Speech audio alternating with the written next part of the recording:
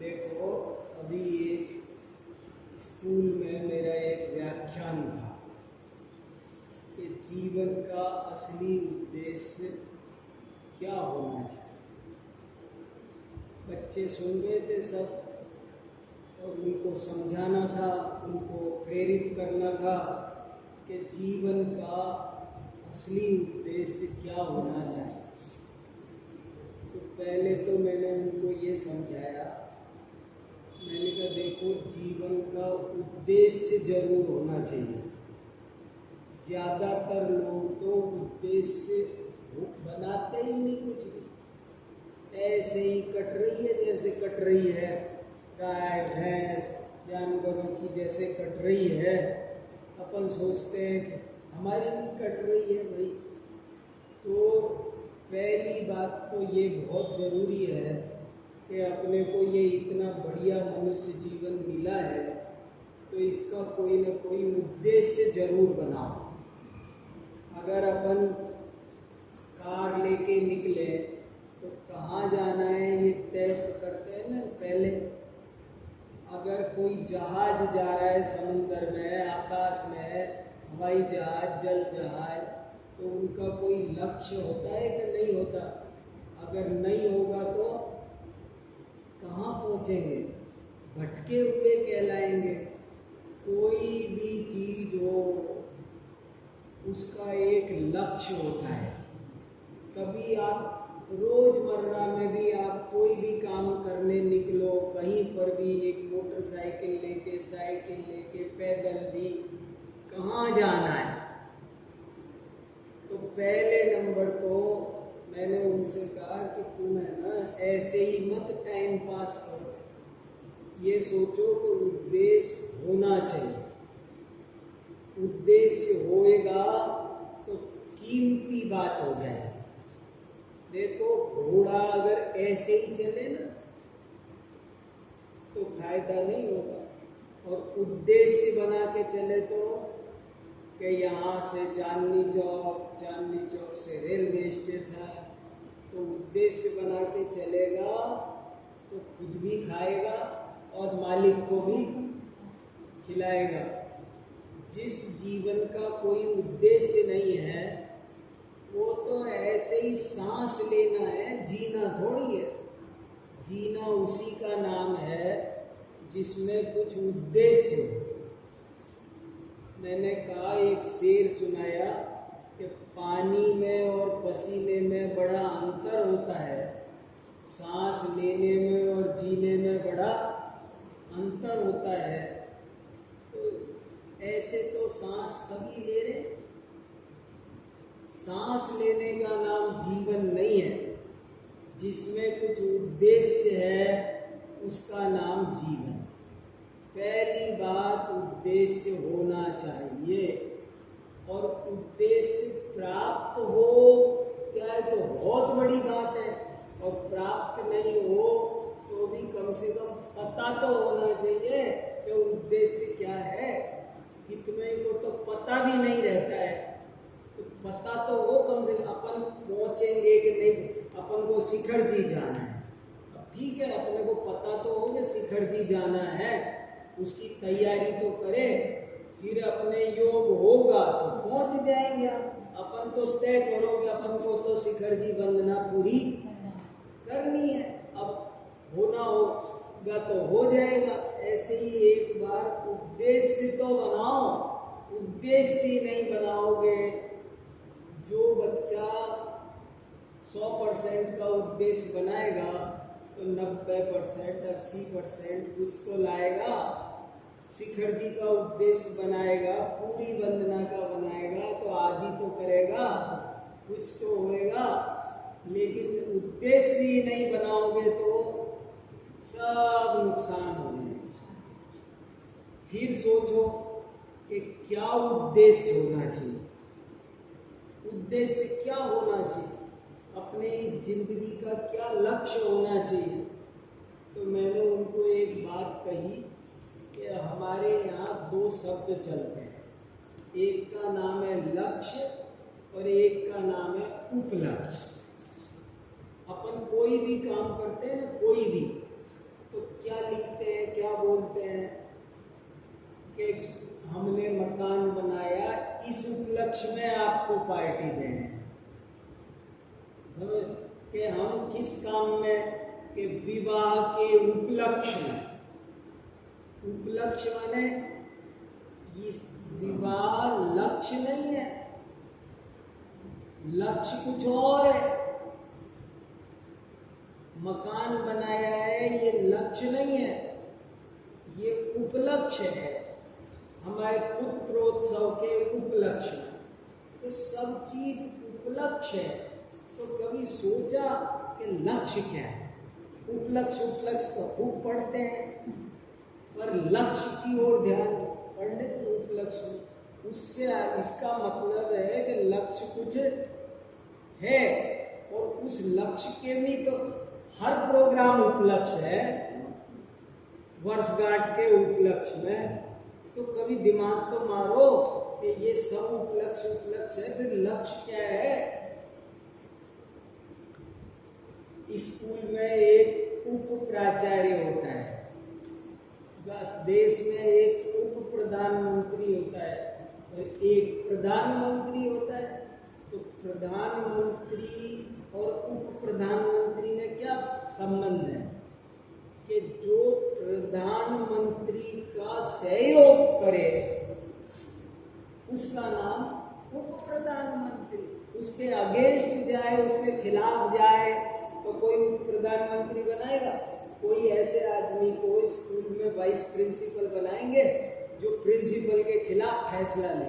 एक दिन प्रिंसिपल छुट्टी पे हो तो सारा स्कूल पलट दे, तख्ता पलट दे।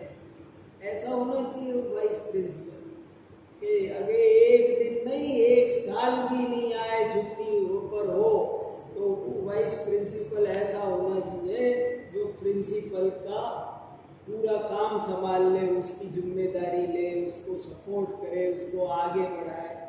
तो हमारी जिंदगी में उपलक्ष्य भी वो होने चाहिए जो लक्ष्य को आगे बढ़ाए। मैं बताता रहता हूँ ना, सही घटना है। मेरे एक दोस्त ने मकान बनाया, तो मकान बनाया तो सबकी तरह मैं भी पहुँच गया शुभकामना देने। मैंने कहा आपको गृह प्रवेश की बहुत बहुत शुभकामनाएं, बधाई हो। तो उसने मेरे से कहा आप तो कुछ अच्छी बात कहो, आपसे तो कुछ और, ये तो सभी कह रहे हैं कि गृह प्रवेश मंगलमय हो, सब कह रहे हैं। बोले मेरे से क्या सुनना चाहे हो?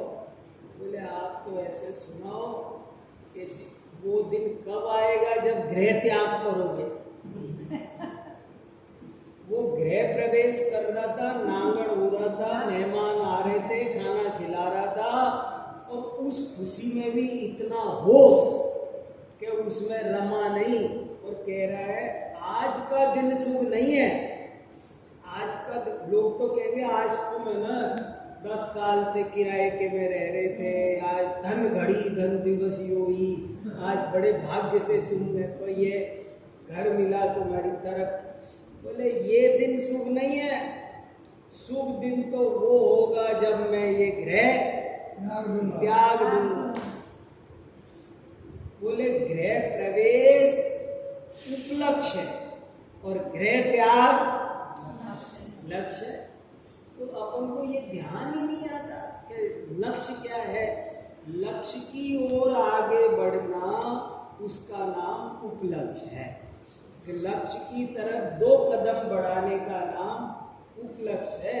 जैसे विवाह करते हैं ना, तो विवाह क्यों करते हैं कि हमारा जो असली लक्ष्य है उसमें ये थोड़ा साधक बने। ये संयम की, तप की शादी करना, विवाह करना, ये भी एक देश दीक्षा है। विवाह एक देश दीक्षा। सोचो विवाह क्या है। विवाह शादी वो इस आदमी को दी गई आंशिक दीक्षा है कि तुम्हारा जो अनर्गल आचरण है वो सब छूटना चाहिए। इसलिए ये भी एक तरह की धर्म के मार्ग पर लगाने वाली बात है। तो ये उपलक्ष्य और लक्ष्य का अंतर भी हमको समझना चाहिए। फिर इसके आगे बढ़ो तो ये बात है कि आप जितने भी लक्ष्य बनाओ सब बना लो। मैं आपको 2 मिनट को कोई ऐसी बात नहीं कह रहा कि आपको रोटी नहीं कमानी है, दुनियादारी के लक्ष्य छोड़ दो, दुकानदारी भी चाहिए, पैसा भी चाहिए, रोटी भी चाहिए। 2 पैसे अगर रोटी नहीं पेट में पड़ेगी, कहते हैं ना भूखे भजनन होए गोपाला। तो मैं कहूँ कि नहीं तुम तो है ना सब चिंता छोड़ दो और एक धर्म की ध्यान दो। तो मैं कह रहा नहीं, तुमको क्या क्या चाहिए सब एक लिस्ट बनाओ। रोटी, कपड़ा, मकान सब चाहिए ना, सब बनाओ। अच्छा इज्जत चाहिए, खूब सब चीज चाहिए सब। लेकिन अब ये सोचो कि ये सब मिलता किससे है। ऐसी कौन सी चीज है, जैसे दुनिया में अपन चालाक हो गए ना, अपन सब सोचते हैं कि भाई अपने को रोटी चाहिए, शर्ट चाहिए और काम चाहिए, और सब काम पैसे से होते हैं भैया। तो पैसे को पकड़ो। लेकिन अभी मैं कह रहा हूं तुमको पैसा भी चाहिए ना, तो पैसा कैसे आता है।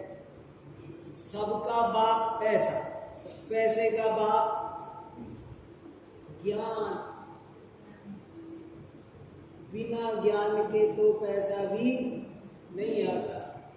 देखो मैं ये कहना चाह रहा हूँ बहुत सोच समझ के, बात तो छोटी सी है, खूब सुनी होगी, कई दफे सुनी होगी कि ज्ञान का बहुत बड़ा महत्व है जिंदगी में। मैं आपको 2 टप्पे की बात कहना चाह रहा हूँ, खूब सुनी होगी।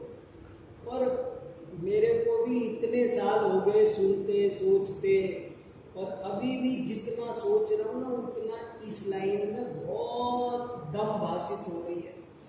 जितनी भी प्रॉब्लम है वो सब अज्ञान के कारण, और जितने भी शांति सुख शांति है सब ज्ञान के कारण है।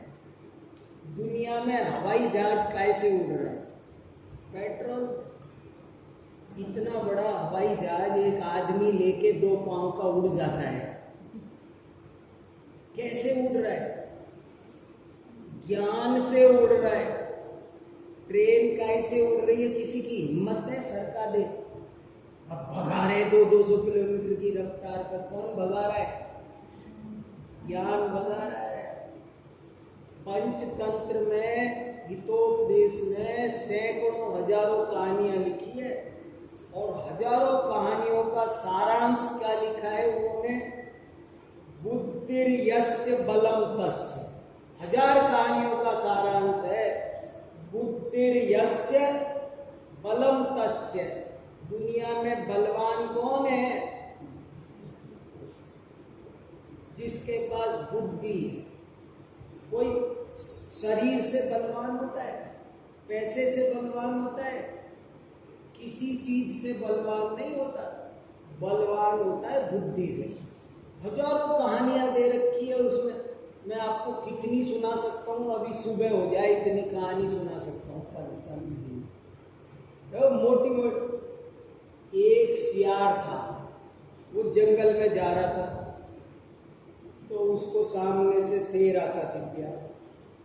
अब सियार ने सोचा अब क्या करूं, गया काम से। अब तो आज तो बचने की कोई उम्मीद नहीं है, अब मैं भाग सकता नहीं इतना, ये मेरे से बहुत तेज भागता है, कहीं छुप छुपा जाऊं झाड़ी में तो इसको गंध आती है, ढूंढ ले लेगा।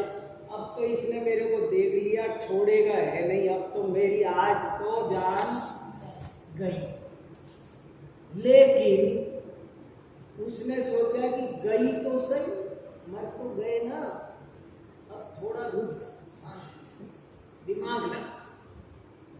बुद्धिर यस्य बलम तस्य, तो उसको एक आइडिया आ गया, और उस आइडिया में वो खुश होकर के खुद ही शेर की तरफ आगे बढ़ गया, खुश होकर तेज कदमों से शेर की तरफ, और कहने लगा शुक्र है विधाता तेरा जो तू मिल गया भाई, आज मैं सुबह 10 शेर मार दूंगा तब खाना खाऊंगा, ऐसी प्रतिज्ञा कर ली थी मैंने आज, और 9 तो मार डाले सुबह 8 बजे तक, और 12 बजते आए 10वां नहीं मिल रहा। अब मैं सोच रहा हूं कब 10वां मिले, कब मैं मारूं और कब पारणा करूं, मेरा नियम तोड़ूं, कैसे करूं, मैं इंतजार कर रहा हूं और ढूंढ रहा हूं, कहीं मिल नहीं रहा 10वां। बहुत बढ़िया हुआ तुम आ गए, बहुत बढ़िया हुआ तुम मिल गए भाई, मैं तो ढूंढ ही रहा था। शेर ने जब ये बात सुनी, अरे इसने आज मैं सुबह 9 मार डाले शेर मेरे जैसे, और मेरे को ढूंढ रहा था, तो शेर तो डर के पीठ मोड़ के दुम दबा के भाग गया। अब बताओ, अब आप बताओ शेर को किसने भगाया? ज्ञान ने भगाया। देखो मैं आपको सब बहुत प्रेम से कहना चाह रहा हूं, ये बात जो समझ लेगा ना उसकी जिंदगी सफल हो जाएगी, निहाल हो जाएगा। एक कॉपी में एक जगह ज्ञान का महत्व क्या है ये लिखो। दुनिया में जितने दुख है सब अज्ञान के कारण। वो मोबाइल के कारण क्यों रो रहा था अभी, और फिर क्यों हंस गया, अभी कहानी सुनाई ना, क्यों हंस गया वो और क्यों रोया? अज्ञान के कारण रोया, और ज्ञान होते ही सुख। सारी समस्या आदमी गुस्सा क्यों करता है? अज्ञान से। चोरी क्यों करता है? ना सब ये नहीं पता कि बुरा किसका है। मैं क्रोध कर रहा हूं आप, और क्या सोच रहा हूं? आपका बुरा कर रहा हूं। ये नहीं होश है मूर्ख को कि मेरा बुरा हो। सारी तकलीफ बीमारियां क्यों होती है? अज्ञान से। ठीक कैसे हो जाती है? ज्ञान से। हर चीज में ज्ञान चाहिए। झाड़ू लगानी हो ना, अरे झाड़ू तो ज्ञान चाहिए, बिना ज्ञान के तो झाड़ू भी नहीं लगती। झाड़ू लगाने में भी इतना ज्ञान चाहिए, किधर से लगानी है, हवा किधर आ रही है, उधर हवा आ रही है उधर ही ले जा रहे हो तो झाड़ू लगेगी, कब तक लगेगी? तो झाड़ू लगाने में भी ज्ञान चाहिए। अगर आप भगोनी पे दूध गर्म कर रहे हो तो ज्ञान चाहिए। नहीं होगा ज्ञान तो क्या होगा? मान लो मैं भगोने एक गैस पे भगोनी में आधा किलो दूध गर्म कर रहा हूँ, तो क्या होगा? ज्ञान नहीं होगा। ज्ञान होगा तो कपड़े से, संडासी से पकड़ूंगा, और नहीं तो हाथ से पकड़ूंगा, हाथ जलाऊंगा, गिराऊंगा, अपने कपड़े दूध फैलाऊंगा, सब काम फैलाए। हर काम में ज्ञान चाहिए। पैर गंदे हो रहे हो कीचड़ में, कैसे धुलेंगे? ज्ञान से। सब 100 तालों की चाबी। दुनिया में समस्या इतनी है कि जितने आसमान में तारे भी नहीं है, इतनी समस्याएं। सोचो, रोते ही जाओ, अंत है क्या? मेरे बाल सफेद हो गए, मेरी नाक कैसी है, मेरे ये नहीं है, हाय गर्मी पड़ रही है। और ज्ञानी होगा वो जानता है कि ये वस्तु का स्वरूप है, उसको दुख नहीं होता। अज्ञानी महल में रहेगा तो भी रोएगा, और ज्ञानी जंगल में भी रहेगा तो मंगल होगा। जिंदगी में ज्ञान की बहुत कीमत है, ये अपन समझ नहीं रहे, और इसलिए लापरवाही में जिंदगी बीतती चली जा रही है। ज्ञान नहीं कर रहे, सब काम के लिए टाइम देते हैं, पर ज्ञान के लिए टाइम, वो असली ज्ञान मिल जाएगा ना जिस दिन, उस दिन निहाल हो जाएगा। कितना भी आदमी है ना दुखी हो, ज्ञानी होगा तो वो कांटों में गुलाब की तरह खिलता है, और अज्ञानी होगा तो वो कितने भी सुख दे दो उनका दुरुपयोग करेगा, पाप बांधेगा, नरकादि दुर्गति में जाएगा। बहुत बढ़िया बढ़िया सूक्तियां लिखी है शास्त्रों में, जैसे एक सुनाई ना मैंने, धन कन कंचन राज सुख सबई सुलभ कर जान, दुर्लभ है संसार में यथार्थ ज्ञान। ऐसे ही बहुत सारी है। धन समाज गज बाज राज तो काज न आवे, ज्ञान आपको रूप भय फिर अचल रहा। दुनिया में ये लड़ाई झगड़े भेदभाव क्यों हो रहे हैं? ये अज्ञान से। और ज्ञान हो जाए तो कोई अपना नहीं, कोई पराया नहीं, काहे की झगड़ा, काहे का झंझट। मैं वो दृष्टांत सुनाता रहता हूँ कि समझो मैं दुकानदार हूँ और मेरी दुकान पे एक आदमी चीनी लेने आया। 1 किलो चीनी दे दो, मैंने कहा 50 रुपये लाओ। उसने 50 रुपये दे दिए और मैंने उसको 1 किलो की बजाय 900 ग्राम तोल दी। उसको पता नहीं चला, वो ले करके अपने चला गया, और मैं मेरे मन में अब राजी हूँ, मैं खुश हो रहा हूँ बहुत। क्या खुश हो रहा हूँ कि मेरी तिजोरी में 5 रुपये फालतू आ गया। 100 ग्राम कम तोल दी ना, तो मैं खुश हो रहा हूँ कि मेरी तिजोरी में 5 रुपये फालतू आ गए। अरे मूर्ख अज्ञानी, कुछ दिमाग लगा और सोच, ये 5 रुपये तेरी तिजोरी में आए, 5 रुपये तेरी तिजोरी में आए। अरे 5 रुपये तो लोगों की तिजोरी में आए। तेरी तिजोरी, तेरी तिजोरी में तो बेईमानी का पाप आया है खरा खरा। नहीं बता किसकी तिजोरी में, हिसाब तो लगा। वो तो 5 रुपये तो लोहे की तिजोरी में, तेरी तिजोरी तो यहाँ है, और इस तिजोरी में तो बेईमानी का पाप आया है। और सुना आगे का गणित, तो उसमें जो 5 रुपये आए ना लोहे की तिजोरी में, वो तो पता नहीं कौन भोगेगा। तू भोगेगा कि तेरे घर वाले भोगेंगे, कि जाने चोर उचक्के भोगेंगे, कि जाने यहीं पड़ा रह जाएगा, जाने क्या होगा। लेकिन जो तेरी तिजोरी में पाप आया है बेईमानी, वो तो गारंटी से तू ही भोगेगा। अब ये बताओ, ये समझ में आ जाए तो कोई बेईमानी करेगा?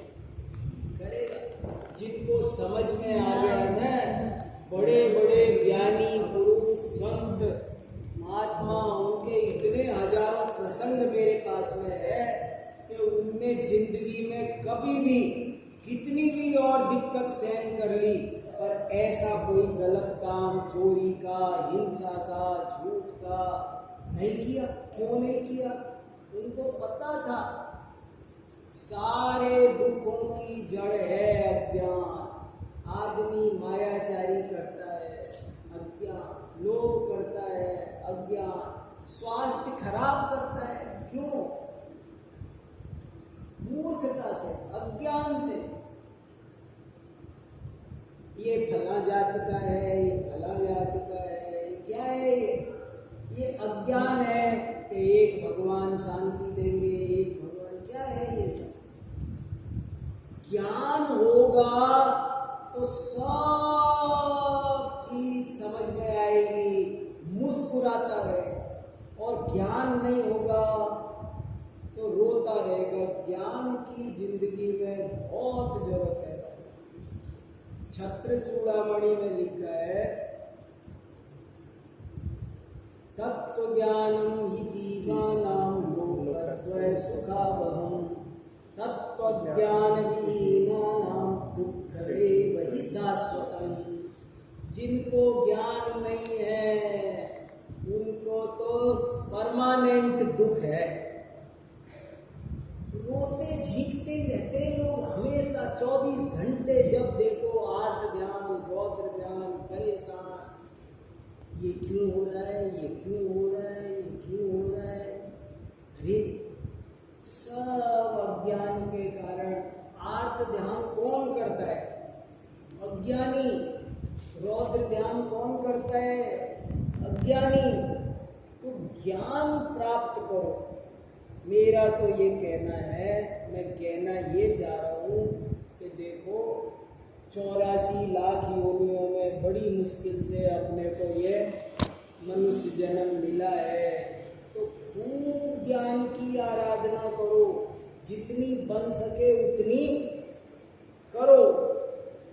ज्ञान पास में होएगा तो सब समस्या अपने आप ऑटोमेटिकली सुलझ जाएगी। जैसे दुनिया में कहते हैं ना, पैसा पास में होगा तो सब काम हो जाएगा, ऐसे ही पैसे का भी बाप है ज्ञान।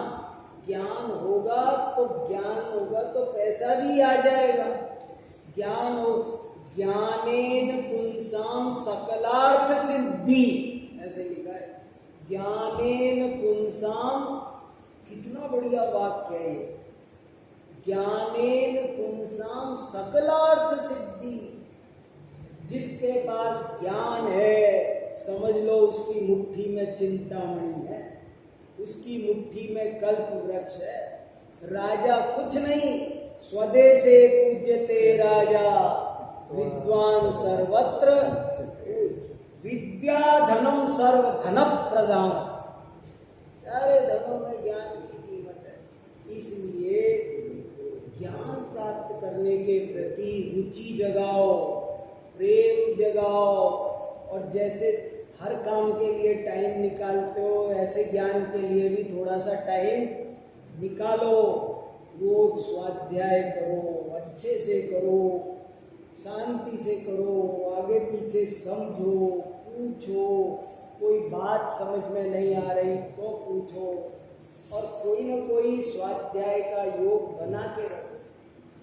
रोज 1 घंटा, आधा घंटा यहाँ पे स्वाध्याय जरूर करो। अब देखो इतना बढ़िया टाइम है, यहाँ पर इतने बच्चे विद्वान सब हैं, कोई न कोई आधा घंटा रोज यहाँ एक टाइम निश्चित करो और स्वाध्याय करो और अपने लिए करो। और जिसको सुनना हो वो प्रेम से आके बैठो, पूछो। मैं तो एक बात कहता रहता हूँ भाई, देखो आपने कई दफ़े सुन ली होगी, आज फिर बता रहा हूँ। जिंदगी में 10 तरह के नियम लेते हो, एक नियम ये जरूर ले, भजन बिना भोजन नहीं, स्वाध्याय बिना शयन नहीं। ज्ञान किससे मिलता है? स्वाध्याय से। स्वाध्याय परमम तपः, स्वाध्याय से बड़ा कोई तप नहीं है, सबसे बड़ा संयम है, सबसे बड़ा तप है, सबसे बड़ा धर्म है। तो स्वाध्याय करो, स्वाध्याय से पहचान होएगी मैं कौन हूँ, मेरा क्या भला है, किसमें मेरा फायदा है, किसमें मेरा नुकसान है, ये सब बात समझ में आएगी। और ये समझ में आएगी तो दिमाग में उजाला हो जाएगा। एक बार श्रवण बेलगोला में एक प्रोग्राम था, बाहुबली श्रवण बेलगोला, वहाँ पे उपराष्ट्रपति आए थे और कुछ किताबों का लोकार्पण समारोह था। तो वो किताबें मैं ही ले गया था दिल्ली से छपा छपू के, तो मेरे को ही बोलना था उनसे पहले कि क्या प्रोग्राम है। तो मैंने वहाँ ये कहा, उपराष्ट्रपति वेंकैया नायडू थे, वो सुन रहे थे। उनने कहा, मैंने उनको कहा, अज्ञान से बड़ा कोई अंधकार नहीं है और ज्ञान से बड़ा कोई प्रकाश नहीं। अज्ञान से बड़ा कोई विष नहीं है, ज्ञान से बड़ा कोई अमृत नहीं है, अज्ञान से बड़ा कोई दुख नहीं है। बहुत से लोग कहते हैं ना, या तो घोड़ो है या वो तो कहीं, अरे अज्ञान है ना, अज्ञान से बड़ा कोई दुख नहीं और ज्ञान से बड़ा कोई सुख नहीं। इसलिए ज्ञान आराधना जरूर से जरूर करो, मन लगा के खुशी खुशी। दुकान करते हैं, पैसा कमाते हैं तो नींद आती है, आलस्य आता है, बुरा लगता है, कितना मीठा मीठा लगता है ना। दुकान कर रहे, पैसे का रस लग जाए तो पढ़ाई का रस भी छूट जाए, मंदिर का रस भी छूट जाए। ऐसे ज्ञान का रस लगना चाहिए नहीं, पैसे का रस लग जाए ना दुकान पर, 2-2 रुपये बच रहे हो, 2-2 रुपये, 1-1 रुपये मैं कमा रहा हूँ, तो पढ़ाई में से ध्यान चला जाता है, पढ़ाई छोड़ देते हैं, सब काम छोड़ देते हैं। पैसे का रस, ये नहीं पता ये पैसा कुछ काम नहीं आता।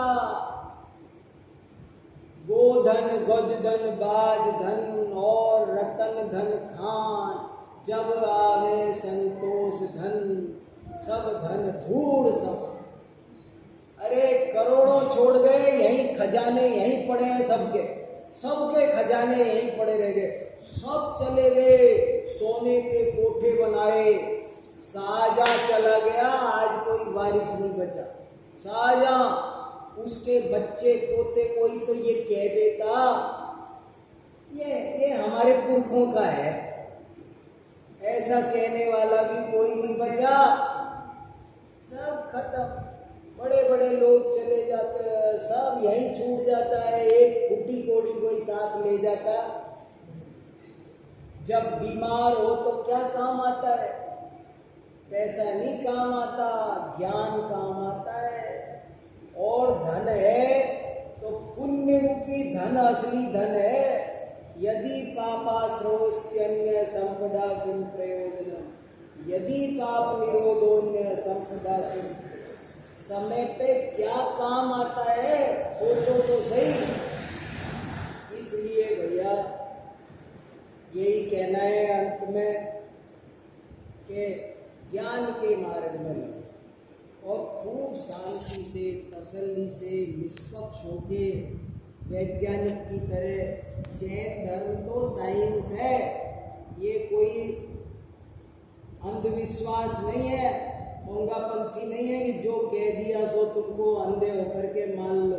यहाँ भगवान से भी बात कर सकते हो। What are you saying? आप साफ साफ बात करो, क्या बात है? तो ऐसे ईमानदारी से समझो मैं कौन हूँ, कहाँ से आया, किसमें मेरा फायदा है, क्या मैं कहूँ, तब जाके अपना कल्याण होगा। और नहीं तो ये तेजी से मनुष्य जन्म चला जा रहा है, रोते झीकते और पाप की पोटरी बांधते जरा जरा सी बात के खातिर 2 पैसे का फायदा और लाखों रुपए का नुकसान। एक गिलास फूटता है 5 रुपए का और हम 5 दिन तक अपने परिणाम खराब कर लेते हैं, सबसे रिश्ते खराब कर लेते हैं। क्रोध मत करो, बेकार क्रोध, मान माया लोभ, ये बहुत गंदी गंदी चीज है। इनसे बचोगे तो ज्ञान बचा सकता है और कोई नहीं बचा सकता। इसलिए ज्ञान के मार्ग में सबको लगना चाहिए। यही सारी जिनवाणी का सार है भैया।